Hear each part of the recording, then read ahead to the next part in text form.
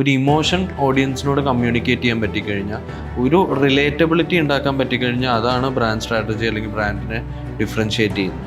ഇപ്പോൾ ഈ പറഞ്ഞ പോലെ തന്നെ in A world of many Android phones, apple എന്ന് പറയുന്നൊരു ബ്രാൻഡ് ഒരിക്കലും അവരുടെ സ്പെക്ക് പറയാതെ തന്നെയാണ് ബിൽഡ് ചെയ്ത് കൊണ്ടുവന്നിട്ടുള്ളത്. അവർ സ്പെക്ക് കമ്പയർ ചെയ്യുന്നുണ്ടെങ്കിൽ അവരുടെ ഓൾഡ് മോഡലായിട്ട് മാത്രമേ കമ്പയർ ചെയ്യുള്ളൂ. കാരണം അവർ അല്ലാതെ brand wise they have created an emotion which അവരുടെ ഫസ്റ്റ് ഫോൺ ലോഞ്ച് ചെയ്ത് അന്ന് തൊട്ടിട്ട് ഇന്ന് വരെ ഏത് പുതിയ ഫോൺ വന്നാലും ഷോപ്പിൻ്റെ മുന്നിൽ ക്യൂ നിർത്താൻ മാത്രം ഒരു ഇമോഷൻ ഡ്രിവൺ ആയിട്ട്, ഒരു മാർക്കറ്റിംഗ് ഡ്രിവൺ ആയിട്ട് സ്റ്റീവ് ജോബ്സ് ആ ബ്രാൻഡിനെ ബിൽഡ് ചെയ്തിട്ടുണ്ട്. വളരെ സിമ്പിളായിട്ടുള്ള സൊല്യൂഷൻസ് ആണ്. അപ്പോൾ അതാണ് ഒരു ബ്രാൻഡ് സ്ട്രാറ്റജിസ്റ്റ് അല്ലെങ്കിൽ ഒരു ബ്രാൻഡ് എന്താ പറയുക, ഒരു ഡിഫറൻസിയേഷൻ ചെയ്യാൻ പറ്റും. ആൻഡ് ഇതൊരു ബ്രാൻഡ് സ്ട്രാറ്റജിസ്റ്റിന് മാത്രമല്ല, ഒരു ഫൗണ്ടർക്ക് ചെയ്യാവുന്ന കാര്യമേ ഉള്ളൂ, ഒരു സ്റ്റാർട്ടപ്പ് ടീമിന് ചെയ്യാവുന്ന കാര്യമേ ഉള്ളൂ. I don't think it is ഒരു ബ്രാൻഡ് സ്ട്രാറ്റജിസ്റ്റ് അല്ലെങ്കിൽ ചെയ്യേണ്ട ആവശ്യമില്ല.